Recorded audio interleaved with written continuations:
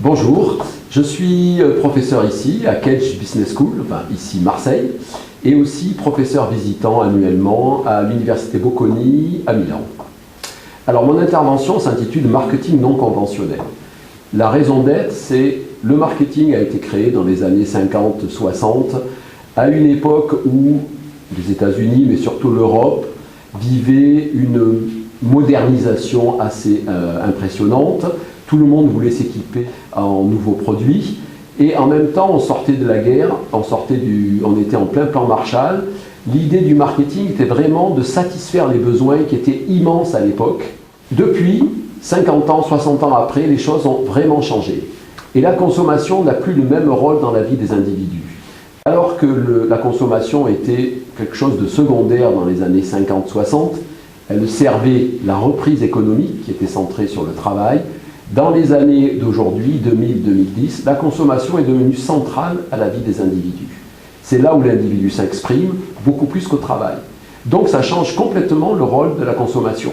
Au lieu d'être simplement quelque chose de subsidiaire à la vie des individus, c'est devenu central. Mais ce n'est plus la même consommation, ce n'est pas simplement la consommation de produits, d'équipements, c'est surtout la consommation d'expériences dans lesquelles les gens vivent des choses assez étonnantes, que ce soit au niveau sportif, au niveau culturel, au niveau des loisirs, au niveau du tourisme. Le brand building, ça fait partie de ces phénomènes qui sont actuels et qui sont très différents de ce que vivaient justement les marques et le marketing dans les années 50. Aujourd'hui, les marques font partie de notre vie, ça tout le monde le dit. Mais on ne se rend pas compte à quel point on est habité par des marques.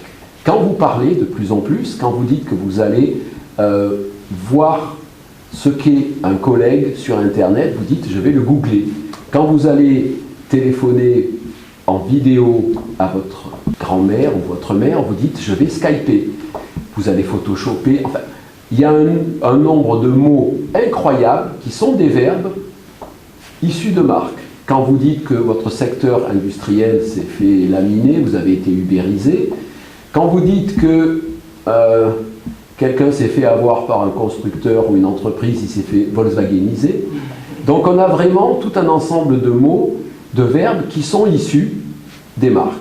Ça veut dire qu'on n'arrive plus à parler un langage normal sans utiliser les marques pour s'exprimer. Et ça, c'est tout à fait nouveau. Avant, on avait les marques sur la casquette, on avait Von Dutch, on avait les marques sur le t-shirt, Tommy Hilfiger. Maintenant, on a les marques dans la bouche. Et à mon avis, c'est un niveau plus élevé de ce qu'on appelle la société de marque dans laquelle nous vivons.